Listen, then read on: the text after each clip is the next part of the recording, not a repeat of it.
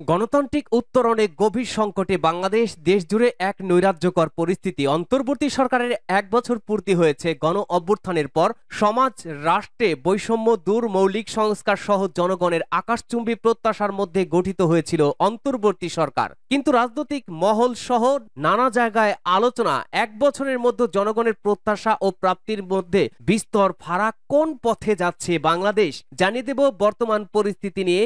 সর্বশেষ আপডেট বাংলা সংবাদ শুরুতেই শিরোনাম। তারেক রহমানের সঙ্গে সমমনাদের বৈঠক, সবাইকে নিয়ে জাতীয় সরকার গঠন করবে বিএনপি। জানিয়ে দেব হাসিনা ১২টা বাজিয়েছে এই সরকার, ২৪টা বাজিয়ে দিছে বললেন মির্জা আব্বাস। এদিকে জাতি যেনতেন নির্বাচন কিছুতেই মেনে নেবে না, মন্তব্য জামায়াত নেতা মোবারক হোসাইনের। এদিকে নির্বাচনে আওয়ামী লীগ থাকলে গণরোষের মুখোমুখি হতে হবে বললেন মুজিবুর রহমান মঞ্জু। এবং সর্বশেষ জানাবো এনসিপির বর্তমান নেতা ও সাবেক নেত্রীর দ্বন্দ্ব ক্রমেই ভয়ঙ্কর রূপ ধারণ করছে। তুষারের নগ্ন ভিডিও ছড়িয়ে দেওয়ার হুমকি দিলেন এবার নীলা ইসরাফিল। শুনছিলেন গুরুত্বপূর্ণ আপডেট বাংলা সংবাদগুলোর শিরোনাম। এবারে জানাবো বিস্তারিত। আজকের সংবাদ সম্পর্কে আপনার মূল্যবান মতামত লিখে জানান। জানিয়ে দিন কোন স্থান থেকে এই সংবাদ শুনছেন অথবা দেখছেন। ভিডিওটি ভালো লাগলে লাইক, কমেন্ট, শেয়ার করে সর্বশেষ আপডেট সংবাদ সবার আগে পেতে চ্যানেলটি সাবস্ক্রাইব করে পাশের বেল বাটনে প্রেস করুন।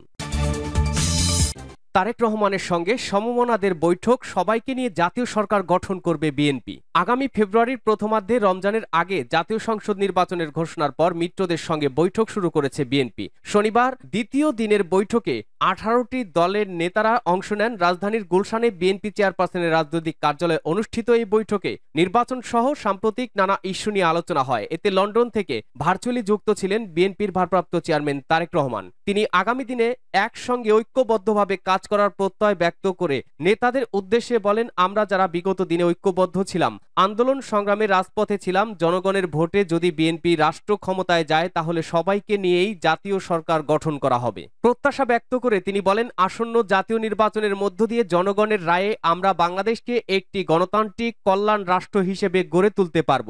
পাশাপাশি নির্বাচনের বিরূপ প্রভাব পড়তে পারে এমন বক্তব্য ও বিবৃতি থেকে বিরত থাকার আহ্বান জানিয়েছেন ভারপ্রাপ্ত চেয়ারম্যান। দ্বিতীয় দিনে শনিবার রাজধানীর গুলশানে বিএনপি চেয়ারপারসনের কার্যালয়ে 18টি দল ও জোটের সঙ্গে বৈঠক করেন তিনি। প্রথমে জন অধিকার, পিপলস পার্টি, ন্যাপ ভাসানী, গণতান্ত্রিক বাম ঐক্য, 5:30টায় আম জনতা দল ও গণফোরাম, সন্ধ্যা 6টায় এনডিএম, 6:30টায় গণ অধিকার পরিষদ, সন্ধ্যা 7:30টায় বাংলাদেশ জাতীয় পার্টি বিজেপি এবং সন্ধ্যা 7:30টায় গণতন্ত্র মঞ্চের নেতাদের সঙ্গে বৈঠক করেন। এ সময় তারেক রহমান সমমনার দল ও জোটগুলোকে সর্বশক্তি নিয়ে মাঠে নামার আহ্বান জানিয়েছেন বলে জানা গেছে। তারেক রহমান ছাড়াও বিএনপির মহাসচিব মির্জা ফখরুল ইসলাম আলমগীর, দলের স্থায়ী কমিটির সদস্য আমির খসরু মাহমুদ, ইকবাল হাসান মাহমুদ টুকু ও বিএনপির ভাইস চেয়ারম্যান বরকতুল্লাহ বুলু আলোচনায় অংশ নেন। তাদের একজন নাম প্রকাশ না করার সত্ত্বে বলেন, সমমনা দল জোটগুলোকে উদ্দেশ্য করে বিএনপির ভারপ্রাপ্ত চেয়ারম্যান বলেছেন, যার যার অবস্থান থেকে সর্বশক্তি নিয়ে এখন মাঠে নামতে হবে। 31 দফাকে জনগণের সামনে নিয়ে যেতে হবে। নির্বাচনে এটি জনগণের কাছে তাদের প্রতিশ্রুতি। জাতীয় পার্টির মহাসচিব আব্দুল মতিন সাউদ জানান, বিএনপির ভারপ্রাপ্ত চেয়ারম্যান তারেক রহমান সবাইকে ধৈর্য ধরার আহ্বান জানিয়েছেন। তিনি বলেছেন, ফ্যাসিবাদ বিরোধী আন্দোলনে আমরা যেমন ঐক্যবদ্ধ ছিলাম, আগামী দিনেও আমাদের তেমন ঐক্যবদ্ধ থাকতে হবে। কেউ যাতে আমাদের ঐক্যে ফাটল ধরাতে না পারে সেদিকেও খেয়াল রাখতে হবে। বৈঠকে অংশ নেওয়া গণ অধিকার পরিষদের সাধারণ সম্পাদক রাশেদ খান বলেন, আমরা বলেছি ফ্যাসিবাদ বিরোধী ঐক্যের মধ্যে ফাটল ধরলে আওয়ামী লীগ ফিরে আসবে। বিএনপি, জামায়াতে ইসলামী, এনসিপি ও গণ অধিকার পরিষদ একে অপরের বিরুদ্ধে কথা বললে ঐক্যে ফাটল ধরবে। এই মুহূর্তে দলগুলোর মধ্যে ফাটল বিভক্তি দেখা যাচ্ছে। সামনে এই দ্বন্দ্বে সুযোগ সংঘাত হতে পারে। সবার মধ্যে একতা, ছাড় দেওয়ার মানসিকতা, একসঙ্গে পথ চলে আগামীর বাংলাদেশ বিনির্মাণে বিষয়ে আলোচনা হয়েছে। তিনি বলেন, নির্বাচনের আসন বন্টন নিয়ে কোনো আলোচনা হয়নি। হাসিনা 12টা বাজিয়েছে, এই সরকার 24টা বাজিয়ে দিছে বললেন মির্জা আব্বাস। অন্তর্বর্তী সরকারের আমলে দেশের সার্বিক পরিস্থিতির মারাত্মক অবনতি হয়েছে বলে দাবি করেছেন বিএনপির জাতীয় স্থায়ী কমিটির সদস্য মির্জা আব্বাস। তিনি বলেছেন, দেশের অবস্থা হাসিনা 12টা বাজিয়েছে আর এই সরকার 24টা বাজিয়ে দিছে। শনিবার 9 আগস্ট বিকালে জাতীয়তাবাদী সামাজিক সাংস্কৃতিক সংস্থা জাসাস আয়োজিত আলোচনা সভায় মির্জা আব্বাস এই কথা বলেন। গণ অভ্যুত্থানের 1 বছর পূর্তিতে নয়াপল্টনে বিএনপির কেন্দ্রীয় কার্যালয়ের সামনে এই আলোচনা সভা ও সাংস্কৃতিক অনুষ্ঠানের আয়োজন করে জাসাসের ঢাকা মহানগর দক্ষিণ শাখা। অনেক কিছু বলার থাকলেও এখন সঙ্গত কারণে বলতে পারছেন না উল্লেখ করে মির্জা আব্বাস বলেন, অনেক কিছু আছে বলার মতো, আমি এই মঞ্চে দাঁড়িয়ে আমার এই অবস্থান থেকে কথাগুলো বলতে পারছি না। আরো অনেক কিছু আছে, দেশের কোন দিক দিয়ে ক্ষতি হয়েছে, কারা কিভাবে কোথায় আত্মসাৎ করেছে, কত টাকা লুট করেছে, কত টাকা খেয়েছে, এই কথাগুলো কিন্তু বলতে পারি, প্রমাণ সহ সবকিছু আছে। কিন্তু আমি এখন বলতে চাই না আমার অবস্থান থেকে। বিভিন্ন অপকর্মের সঙ্গে বিএনপির নাম উদ্দেশ্যমূলকভাবে জড়ানো হচ্ছে দাবি করে দলটির এই সিনিয়র নেতা যোগ করেন, যেখানেই খুন, লুটতরাজ, চাঁদাবাজি, সেখানেই বিএনপির নাম বলছে একটি দল। উদ্দেশ্যমূলকভাবে বিএনপিকে রং দেওয়ার চেষ্টা করা হচ্ছে, জনগণের সামনে আসামির কাঠগড়ায় দাঁড় করানোর চেষ্টা করা হচ্ছে, এটা আমরা খুব ভালো বুঝি। জুলাই বিপ্লবে নেতৃত্ব দেওয়া ছাত্র নেতাদের রাজনৈতিক দল জাতীয় নাগরিক পার্টি এনসিপি-কে উদ্দেশ্য করে মির্জা আব্বাস বলেন, আপনাদের যেমন খায়েশ আছে ক্ষমতায় যাওয়ার, আমাদেরও তেমন ইচ্ছা আছে। যদি জনগণ ভোট দেয় ক্ষমতায় যাব, যদি না দেয় মেনে নেব আপনাদের, কিন্তু আমরা ভোট চাই। এই ভোটের জন্য, গণতন্ত্রের জন্য গত 17 বছর বিএনপি আন্দোলন করেছে। নির্বাচন ও বিচার পাশাপাশি চলতে পারে উল্লেখ করে এই বিএনপি নেতা বলেন, যেটা হওয়া উচিত সেটা হচ্ছে।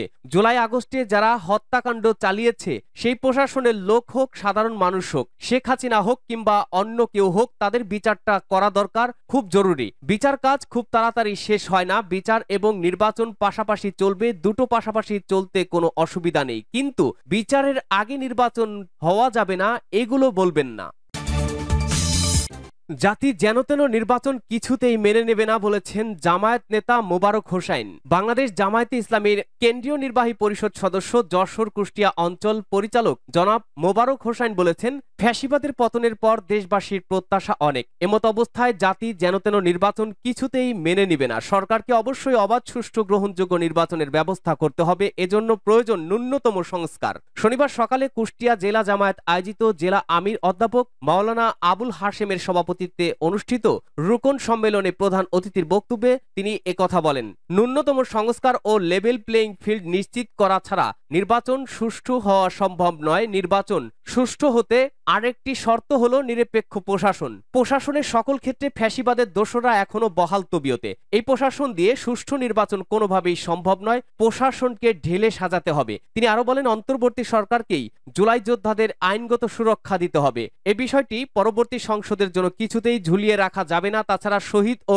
আহতদের পরিবারের পুনর্বাসনের লক্ষ্যে প্রত্যেক পরিবারের কমপক্ষে একজনকে যোগ্যতা অনুযায়ী চাকরির ব্যবস্থা করতে হবে। তিনি বলেন, বর্তমানে বিশ্বে 90টিরও বেশি দেশে পিয়ার পদ্ধতি চালু আছে। পিয়ার পদ্ধতিতে প্রতিটি ভোট মূল্যায়িত হয়। এই পদ্ধতিতে কোয়ালিটি সম্পন্ন সংসদ গঠিত হয়। ছোট বড় সকল দল সংসদে গিয়ে দেশ গঠনে ভূমিকা রাখতে পারে। পিয়ার পদ্ধতিতে কোনো একটি দলের পক্ষে বিপুল সিট নিয়ে ক্ষমতায় যাওয়া ও তাদের ফ্যাসিবাদী হয়ে ওঠার সম্ভাবনা নেই। তাই ফ্যাসিবাদের পথ রুদ্ধ করার লক্ষ্যে পিয়ার পদ্ধতিতে নির্বাচন দিতে হবে।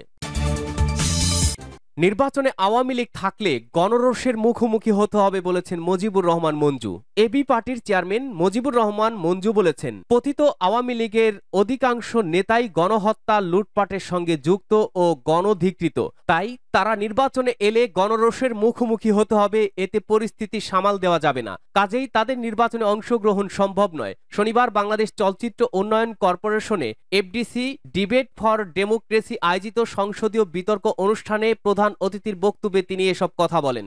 ডিবেট ফর ডেমোক্রেসির চেয়ারম্যান হাসান আহমেদ চৌধুরী কিরণ স্পিকার হিসেবে বিতর্ক অনুষ্ঠানে সভাপতিত্ব করেন। বিতর্কে সুষ্ঠু নির্বাচনের জন্য নির্বাচন কমিশনের চাইতে প্রার্থী ও ভোটারদের ভূমিকায় প্রধান শীর্ষক ছায়া সংসদ বিতর্কে অংশ নেন ঢাকা কলেজ ও ঢাকা কমার্স কলেজের বিতার্কিকরা।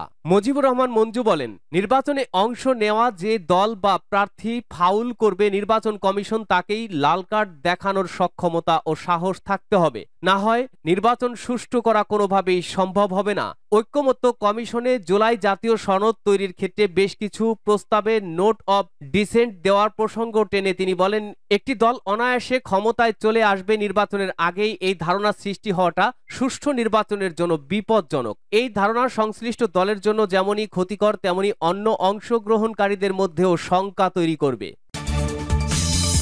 এনসিপির বর্তমান নেতা ও সাবেক নেত্রীর দ্বন্দ্ব কোনো ক্রমেই থামছে না। তুষারের নগ্ন ভিডিও ছড়িয়ে দেওয়ার হুমকি নীলা ইসরাফিলের। জাতীয় নাগরিক পার্টি এনসিপির যুগ্ম আহ্বায়ক সারোয়ার তুষারের নগ্ন ভিডিও সোশ্যাল মিডিয়ায় ছড়িয়ে দেওয়ার হুমকি দিয়েছেন দলটির সাবেক নেত্রী নীলা ইসরাফিল। শনিবার রাতে নিজের ভেরিফাইড ফেসবুক আইডিতে লাইভে এসে তিনি এই হুমকি দেন। নীলা বলেন, আমি বারবার বলছি, যদি আমি আন্তরিক ক্ষমা বা অনুশোচনা প্রকাশ না পাই তাহলে আমি তুষারের নগ্ন ভিডিওটি জনসম্মুখে প্রকাশ করতে বাধ্য হব। এনসিপি সাবেক এই নেত্রী বলেন, তুষার ও এনসিপির যাত্রা আমাকে নিয়ে নোংরা খেলায় মেতে উঠেছে। তাদের উদ্দেশ্যে আমি বলতে চাই, আপনারা যদি মিথ্যা প্রচারণা থেকে বিরত না থাকেন তাহলে আমি বাধ্য হব। তুষার আমার সাথে নেপালে বসে যেসব ভিডিও আমাকে পাঠিয়েছে, যেসব নগ্ন জিনিস আমার কাছে আছে, সেগুলো আমি প্রকাশ করতে বাধ্য হব। তখন কোথায় গিয়ে আপনারা প্রিটেন্ড অর্থাৎ মিথ্যা নালিশ করবেন আমি কিন্তু জানি না। আমি সতর্ক করছি, তুষার যেন জনসম্মুখে আমাকে সরি বলে। এই যে যা কিছু আমি প্রকাশ করছি সেগুলো কিন্তু বানোয়াট কিছু নয়। এর আগে ফেসবুকে এক পোস্টে নীলা জানান, ঢাকা মেডিকেল কলেজ ঢামেকে হাসপাতালে ভর্তি থাকা অবস্থায় তার অনুমতি ছাড়াই ভর্তি ফরমে স্বামীর নামের জায়গায় সারোয়ার তুষারের নাম বসানো হয়। এটাকে জালিয়াতি ও মানবাধিকার লঙ্ঘন বলে দাবি করেন এই নেত্রী।